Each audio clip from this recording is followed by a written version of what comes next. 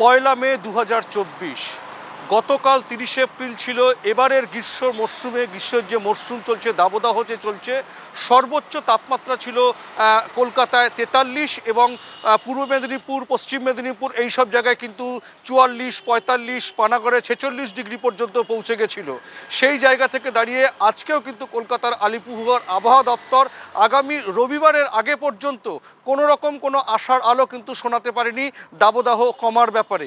ইতিমধ্যেই দক্ষিণবঙ্গের ৮টি জেলাকে কিন্তু লাল সতর্কতা জারি করা হয়েছে। সেখানে পূর্ব মেদিনীপুর, পশ্চিম মেদিনীপুর, পুরুলিয়া, বাঁকুড়া, মুর্শিদাবাদ, নদিয়া এই সব জায়গায় কিন্তু লাল সতর্কতা জারি রয়েছে এবং অন্যান্য জেলায় অর্থাৎ উত্তরবঙ্গের দার্জিলিং, কালিম্পং এবং জলপাইগুড়ি বাদ দিলে বাকি সব জেলায় কিন্তু, পশ্চিমের সবকটা জেলায় কিন্তু কমলা সতর্কতা রয়েছে।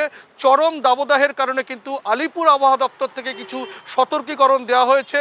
খুব প্রয়োজন না পড়লে সকাল 10টা থেকে বিকেল 5টার মধ্যে কেউ রাস্তায় বেরোবেন না। সেই জায়গা থেকে বলা হয়েছে হালকা পোশাক আশাক পরে বেরোবেন, 30 মিনিটের বেশি কেউ রাস্তায় দাঁড়াবেন না, রোদে প্রয়োজন না হলে কিন্তু কখনোই বেরোতে বারণ করছে।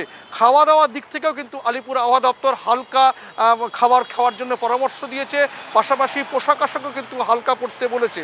সেই জায়গা থেকে বলা হচ্ছে যে উত্তরবঙ্গের দার্জিলিং, কালিম্পং, জলপাইগুড়ি এবং আলিপুরদুয়ারে আগামী কাল পরশু থেকে কিন্তু সামান্য ঝোড়ো হাওয়া, ঠান্ডা হাওয়া বইছে এবং বইতে পারে।